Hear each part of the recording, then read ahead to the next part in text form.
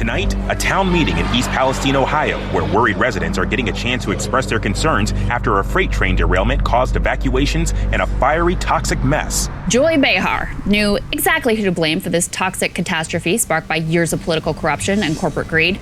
The residents of the town themselves. Why? Well, because they were part of the deplorable group who voted for Donald Trump. Take a listen. I don't know why they would ever vote for him, for somebody who, by the way, he placed someone with deep ties to the chemical industry in charge of the EPA's Chemical Safety Office. That's who you voted for in that district. I talk about the political finger pointing because you hear Buttigieg critical of former President Trump for going, and many would say, hey, Buttigieg, we'd like to see you in East Palestine, Ohio right now addressing this.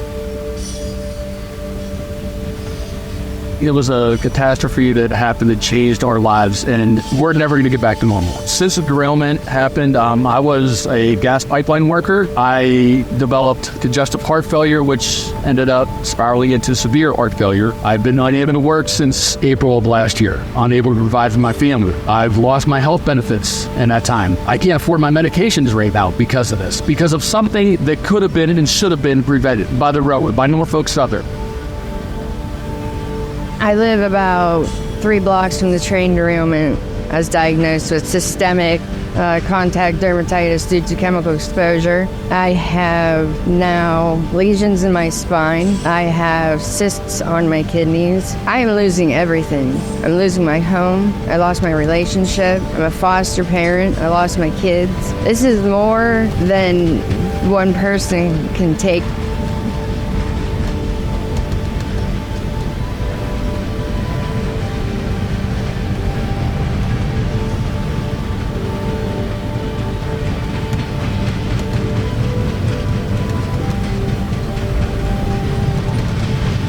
You know, it's just like really, really sad and infuriating because from the moment that the Norfolk Southern train derailed here in East Palestine on February 3rd, 2023, the people of this town were turned into just another political football to be kicked around by Democrats and Republicans in the media. You know, the conversation was all about who's more to blame for this, Democrats or Republicans? Who's going to get to town first, Trump or Biden? Right? You know, senators like Sherrod Brown and J.D. Vance, Democrats, Republicans made a lot of political hay about this situation and saying they were going to fix it. These people are still going through hell. And now we're here in 2024 talking about an election season. We're talking about places like this as Trump country. We're talking about people, regular people like you and me who live in places like this as if they're not people. So, you know, if we have to talk about the elections, and we do because elections are still important, the outcome of elections still shape the ground upon which we live, work, and organize. So we got to talk about them. But if we have to talk about elections, let's talk about them from the bottom up, not from the top down.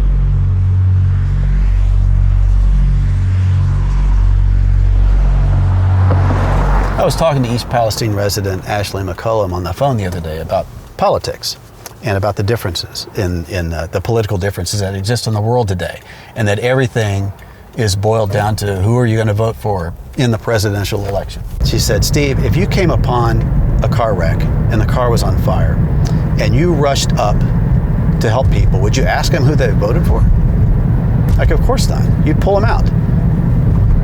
What's different between this situation and that situation? This is Steve Mellon. Steve's a journalist and a photographer, and over the past year, he's done more consistent, thorough, on-the-ground reporting on the East Palestine disaster than practically anyone in the country. Steve has also been on strike at the Pittsburgh Post-Gazette that whole time, and he's been doing all that reporting without pay for the Pittsburgh Union Progress, the alternative newspaper that workers have been producing on their own while they've been on strike for the last 2 years. We went out on strike in October 18th, 2022. And for the first couple months, we had difficulty learning how to strike. We had to figure out how to take care of each other's needs, figure out different actions, how to coordinate with other organizations, supportive organizations and unions. We were still figuring out how to publish a strike paper. Bob was editing. He was figuring things out. And then this derailment happens, 30 miles from my house. And, there was this yearning to go cover it. But quite honestly, we saw the cloud. We saw that like mushroom cloud for the burn off. And I thought, holy shit, this is like happening to people who are like living in this community. I mean, I know communities like this.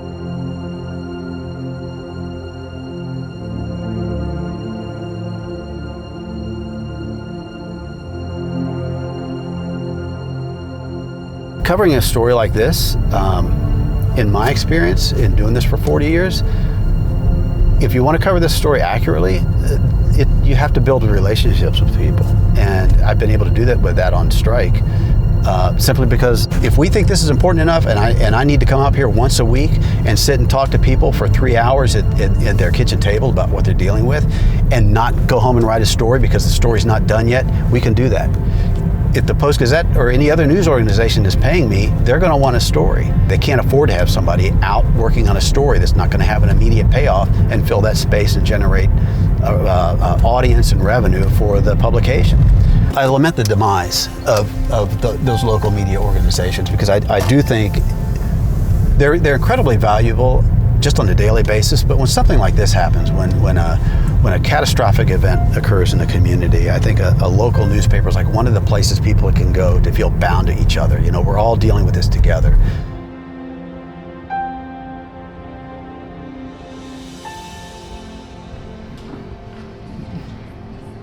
Hi, everybody. Thank you for being here. I live about 3 blocks from the train derailment. We were evacuated. Came back on about the 10th when they said it was all clear. On the 12th, I had a doctor's appointment already scheduled. I started getting rations. So May 1st,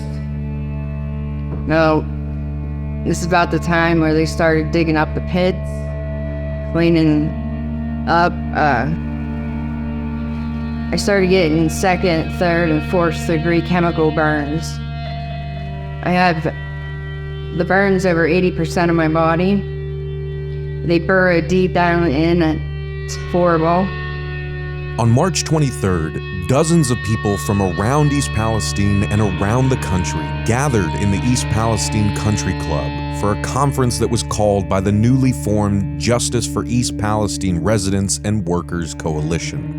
Attendees included residents of East Palestine and the surrounding area, but also residents of other so-called sacrifice zones, people living near other rail lines, railroad workers, labor union representatives, environmental justice organizations, journalists, socialists, Trump voters, and so many more. The coalition discussed how to pressure the Biden-Harris administration to issue a disaster declaration for East Palestine and secure immediate government-funded health care for residents whose ailments and medical bills continue to pile up. So I've had pressure in my ears, itchy skin, migraines, headaches, brain fog, dizziness, confusion, tiredness, low-grade fever, congestion, runny nose, burning in my nose, eyes and throat, strange smells, strange tastes, polyps in my nose, pain around my eyes, itchy eyes, extra mucus, sore and blistered throat, hoarseness, a feeling in my esophagus and lungs, throat, nose, and abdomen,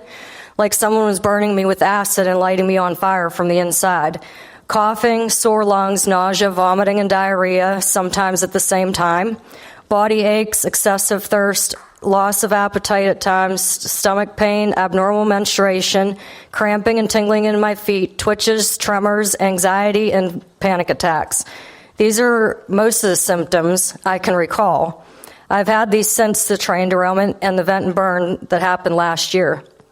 Since then, I've been diagnosed with an ear infection, an upper respiratory infection, exposure to toxins that were non-occupational, and even had one doctor tell me they didn't know what to do for us yet, including for my 4-year-old son. I've had blood tests and urine tests only to be told everything was fine. In January, I was diagnosed with PTSD. One of the most recent doctor visits was to have a screening done for cancer. That came back as benign, but they wanted to continue monitoring every 3 months, but the insurance won't pay for that. Obviously, steps like this are very important to get this ball rolling, to bring awareness, not only to us, but the other thousands of communities in the country that are being poisoned. It's just so eye-opening. Like I said, I've lived here my whole life. Before this happened, there was no such thing as environmentalist to me. That all happened somewhere else. These things happen somewhere else. One of the biggest takeaways about this is what happened here can happen to anybody out there. They have done nothing to fix the safety issues, the maintenance problems, anything like that. This can happen at anybody's place, anywhere in this country right now, because they won't do anything about it until they hear from us. Once they hear from us and we start letting them know that we're done, we're not taking this anymore. We got to stand up. We got to unite. We got to get together, and we got to make this right. I'm the socialist weirdo that Fox News keeps telling you is the enemy, right? You're the white working class Trump country guy that MSNBC keeps telling me is the enemy, and your neighbors are the enemy. But we're here sitting on your porch. Like, I don't know what that says about how we should vote in the election, but what do you think that says about the disconnect between the way we talk about this country as if we're all just so divided by party? What do you think people can learn from why we're here right now? No, a couple things I'd say about that is, number one is don't listen to all the mainstream media and all. Go talk to your neighbors, go talk to your friends, go talk to people in your community. You'll find out that the differences that MSM is pushing down our throats and the political parties are pushing down our throats and trying to get us to believe, to divide us, are not true. That we're not defined and we're not separated by those things that they're telling us that we should be. You just said you're on the left side, I'm on the right side. So what? It doesn't matter. I think what it comes down to, above all and anything else, is be a good person, be a good human. What was most powerful about the gathering in East Palestine was seeing this diverse working class coalition of capitalism's forgotten victims standing together in solidarity. There were no blue state people or red state people. There were just people fighting off different tentacles of the same corporate monsters, corporate politicians, and Wall Street vampires. This isn't just a fight for East Palestine. This is a fight for all of the laborers across the country. We built this country with our blood, sweat, and tears. Our ancestors built this country. And now our country is in the hands of these corporations that have created a country that I don't want to live in. We let this country get so far gone. We are the only ones that are going to be able to take this country back, and we need national action. The government should not be let off the hook either. They had the funding to do more research on the chemicals before they even put them on the tracks. They had the power to not lift the evacuation, and some of us were never even told to leave or to stay inside. There should have been more done to protect people, and even to this day, they have done next to nothing to make changes or even monitor the changes that were made. I first met Chris Albright and his wife Jess when Professor John Hanson and his law students brought us all out to Harvard in September of 2023 to do a live interview about the East Palestine derailment and the never-ending nightmare that residents have been living through ever since. Steve Mellon and I went to East Palestine to sit down with Chris and to talk frankly about how different our conversations about politics and the elections look when we actually have them face to face, and when we talk as fellow workers and human beings first, not as Democrats or Republicans or anything else. What do you want folks to know out there who are only looking at you as a Trump voter in Ohio? Well, I'm not just a Trump voter in Ohio. When it comes to the core of everything is the fact that we want safety, we want healthcare, we want safe railways, we want to be able to get over a lot of stuff that our country is telling us because you're on this side of the fence or that side of the fence, you have to be this person or that person, and that's not right. We want the basic human rights that anybody else wants. And I don't care whether you're a Democrat, a Republican, independent, it doesn't matter to me. We have to be able to come together and work on everything that we need as a country, as people, to get past this. And yes, I'm a Republican. I'm a conservative. I have my views. I have my thoughts. You're not. You have your views and your thoughts. But we can sit here and talk like this because it doesn't matter. What we've learned is talking to our elected officials isn't I sat down with the President of the United States last month. It didn't get me anywhere. It's another promise for another day, for another meeting, no. Now, the way that we show them is that we come with more people. And every meeting, it's more people and more power. And that's how we move the needle. It's not a conversation with an elected official. It's an elected official seeing you bring the power to them. We need a movement, a rank-and-file militant movement, progressive struggle.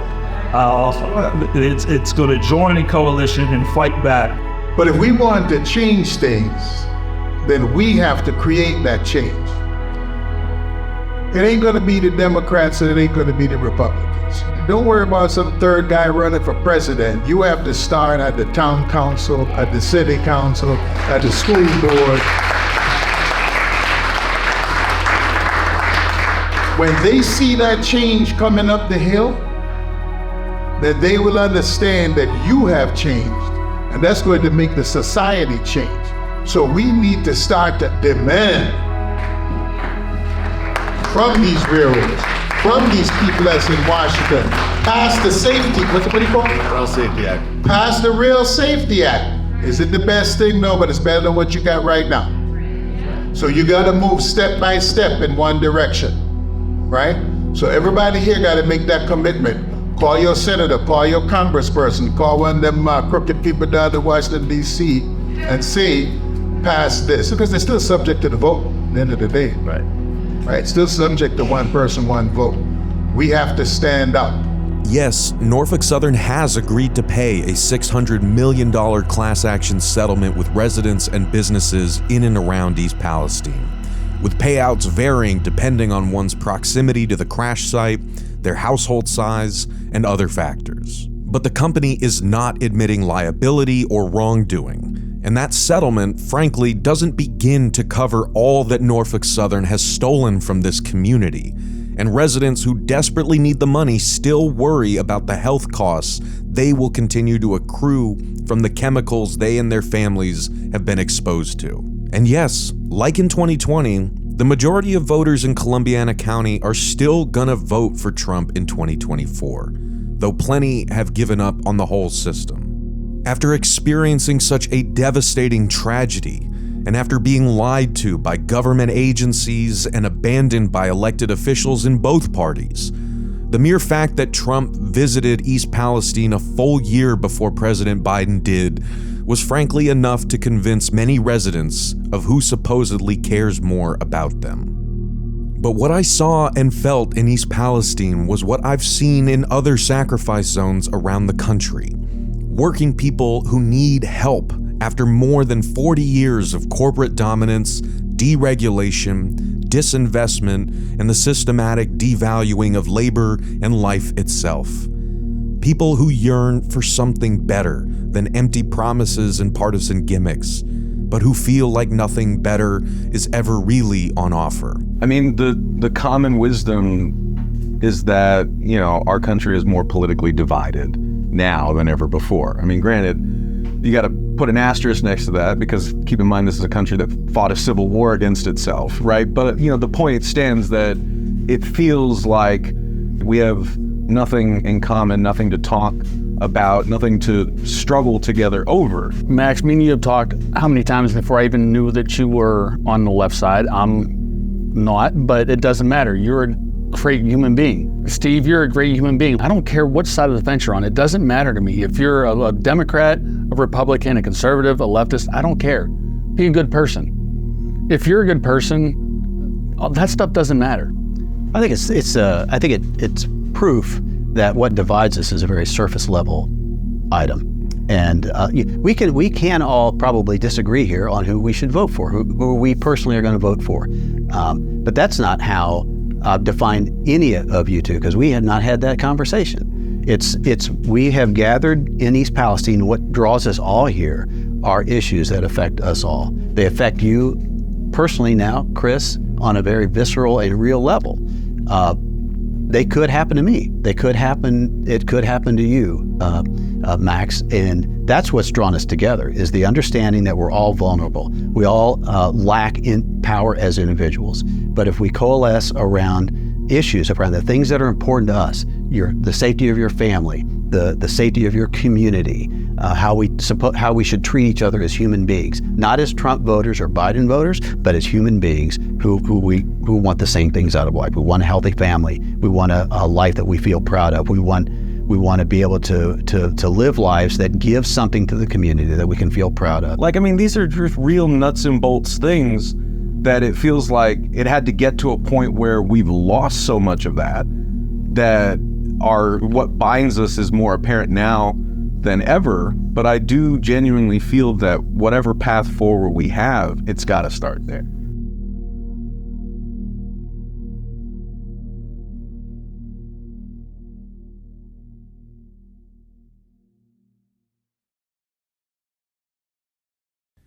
Thank you so much for watching The Real News Network, where we lift up the voices, stories, and struggles that you care about most. And we need your help to keep doing this work. So please, tap your screen now, subscribe, and donate to The Real News Network. Solidarity forever.